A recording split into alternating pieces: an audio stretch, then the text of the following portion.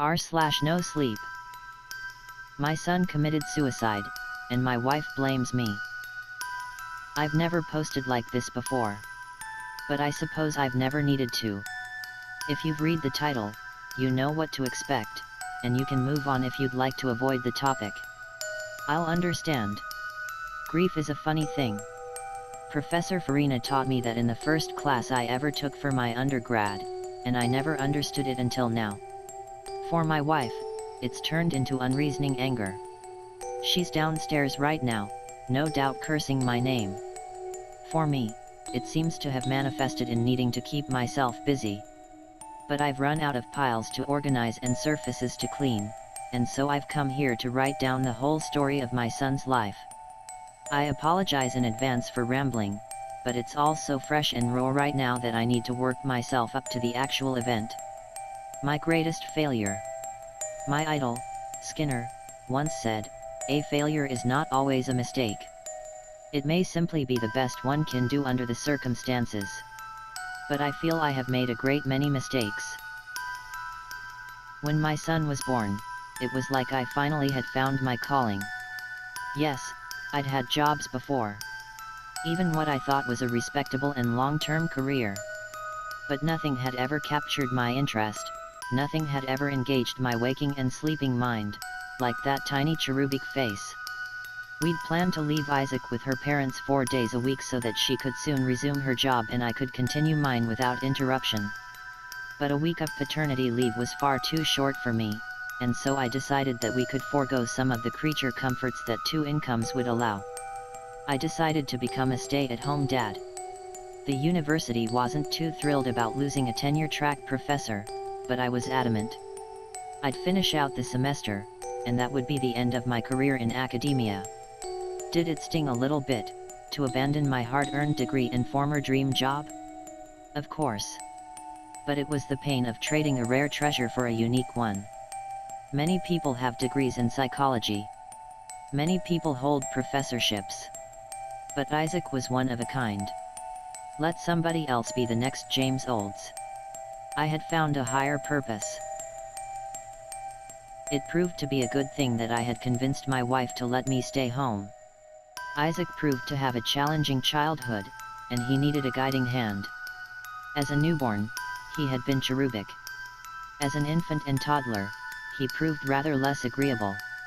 Years of studying and even teaching human development classes had not prepared me as thoroughly as I had expected. There were days I wondered whether or not I was fit to be a parent, and I'll admit now that in my heart of hearts there were days when I regretted my choice to leave my job. Only for short bursts, and always followed by the deepest regret, but there it is. The pure and unvarnished truth: I was not, a perfect father. When I had just about reached my breaking point, when the thought of another day of tantrums and diapers and bone-deep weariness was too much to bear, Isaac turned a behavioral corner. It came right after a terrible fright, the only real injury he ever suffered in his life. His mother always thought that when he fell and bumped his head so hard he needed stitches, it must have knocked something loose. I didn't think it was quite so drastic as that, but there was a marked improvement from that day forward. And although I could never have stayed mad at him for long, I was even more lenient as long as he had that hangdog look and those bruised eyes. In fact, having been afraid for even a moment of losing him, I could hardly bear to discipline him at all. Luckily, I rarely had any call to do so. As the terrible twos faded into memory, Isaac grew into the model child. His tantrums disappeared, and the willful and stubborn young boy became as tractable as any parent could hope. He ate his vegetables, he cleaned his room, he put away his toys, and he made my life as a father an endless parade of delight. Seeing his bright smile first thing in the morning never failed to bring an answering smile to my face. I was worried, I'll admit, that he would change as he grew older and went to school. My wife called me a mother hen, half teasing and half exasperated with my worrying.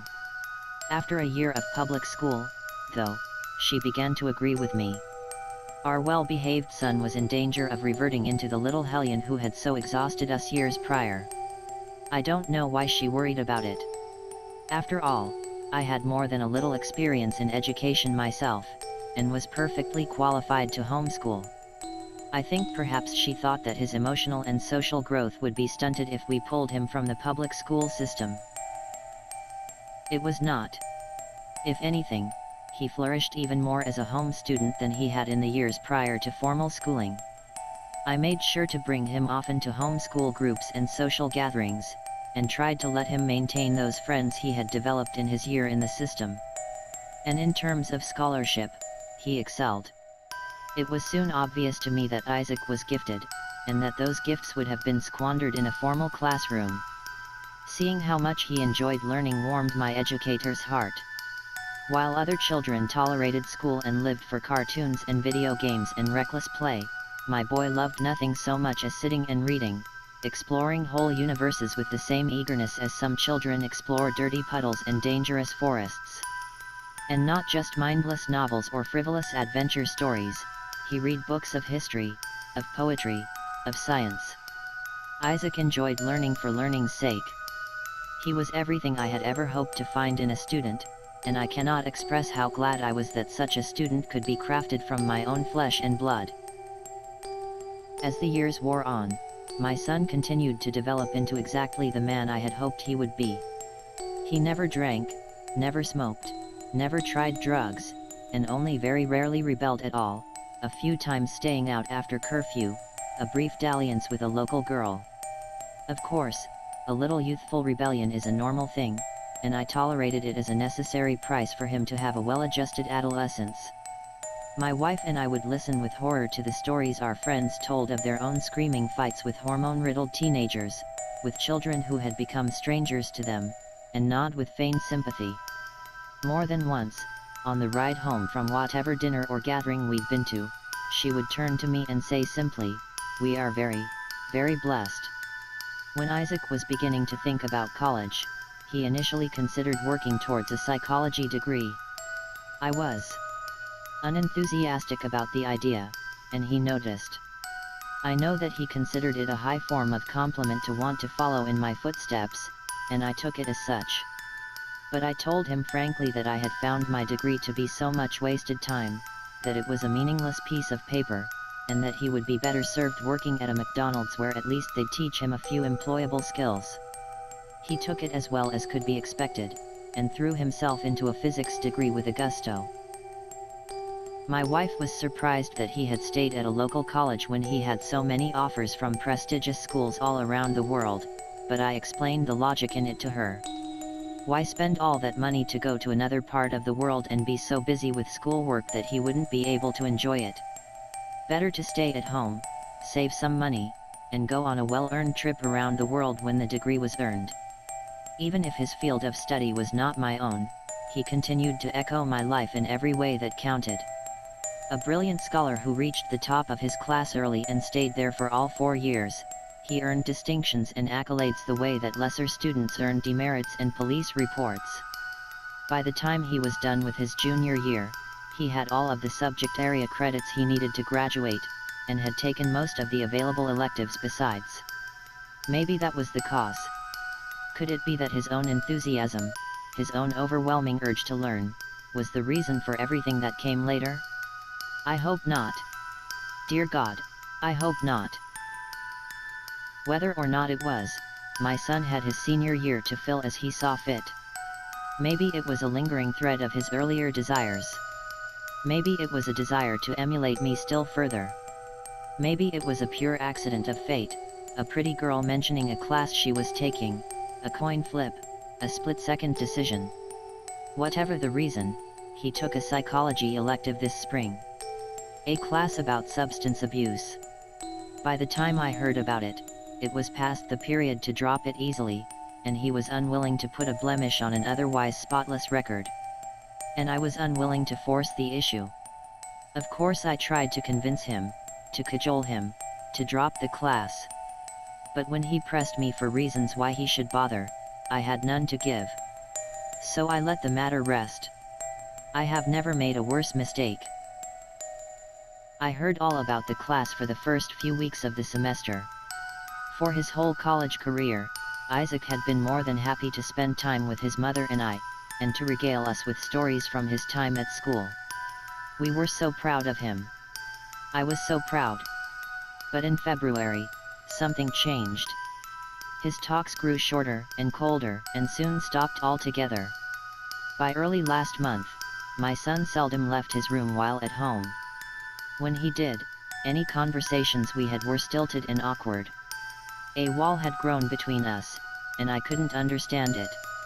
My wife dismissed it as senioritis, or a long overdue display of teenage pique. I was not so sure. My boy was perfect. He was beyond such things.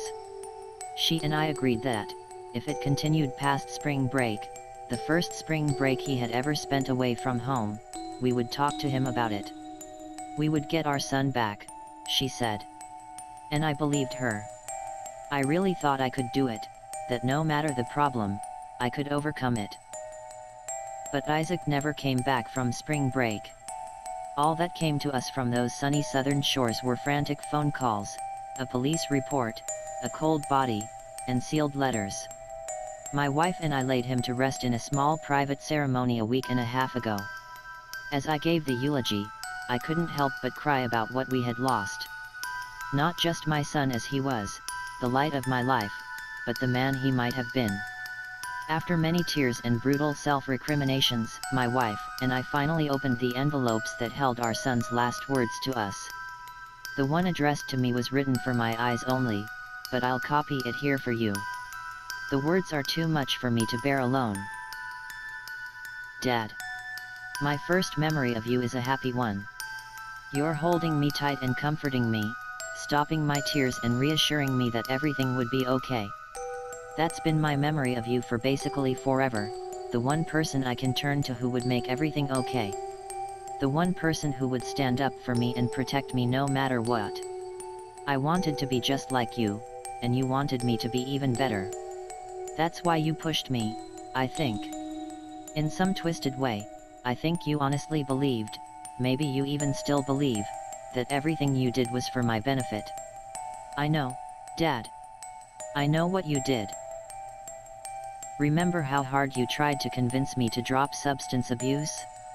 I didn't really question it at the time, even if I didn't understand. I just wasn't raised to question you. But I get it now. The first time we learned about what heroin did for the brain, I was confused. Because that pure rush, that pulse-pounding oh fuck yeah euphoria. That sounded too damn familiar. I had it all the time. Every time I cracked open a book. Every time I aced a test.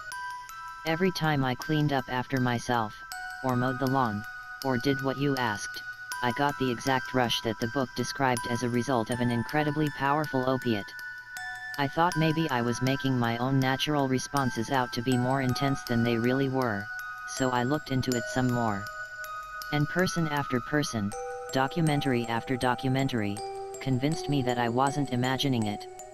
So I thought maybe I was some kind of freak of nature with a really strong natural reward system.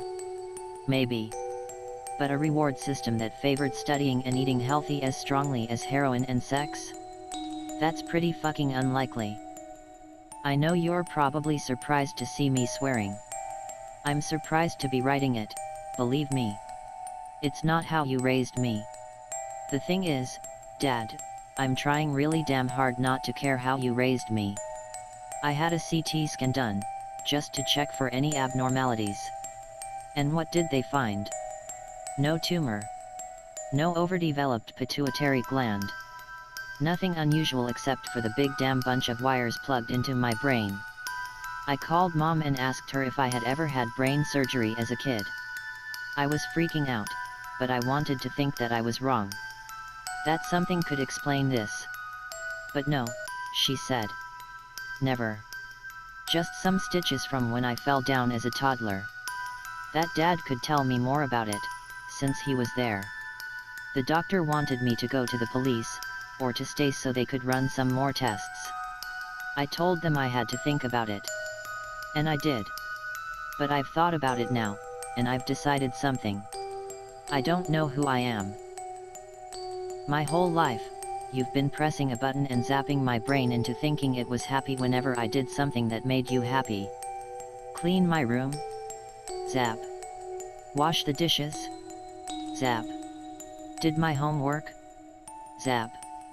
And little by little, you molded me into the perfect little tin soldier of a son. Am I everything you ever wanted, Dad? Am I as perfect as you hoped I'd be when you shoved this fucking thing in my head? I don't know who I am. I'm your goddamn puppet. You killed whoever I was supposed to be. Whoever I should have been. You killed me, and replaced me with whoever the hell I am now. I just... No. No more. I don't know if I've ever decided anything for myself in my whole fucking life, but I'll decide on this much: when to end it. I hope you burn in hell. So now you see my pain. I dreamed many dreams for my son. I knew he could be anything when he was come of age. But I never thought he'd be ungrateful. Everything he had, all of his success, all of the bad choices he avoided, that was because of me. Because there was somebody there to guide him, to steer him away from danger and toward a better path. All I wanted was for him to be as good as he could be. The best him that he could be. All I wanted was to give him a push in the right direction. And at the end of the day, when I first thought of it, all I really wanted was for him to stop crying so much. Well, there it is. The cause of all my tears, and all my wife's rage. I think in his letter to her, he told her what I had done. She burned it, so I can't be sure, but she came after me with a pair of scissors just after reading it, so he must have told her something. She's downstairs now, in the basement. It's strange, while I was writing I hardly heard her, but now that I'm almost done her cries and screams are almost overwhelming. She blames me for what happened to our son, for what he did to himself. But she'll understand my point of view in time. When she wakes up from the surgery, she'll learn to forgive me.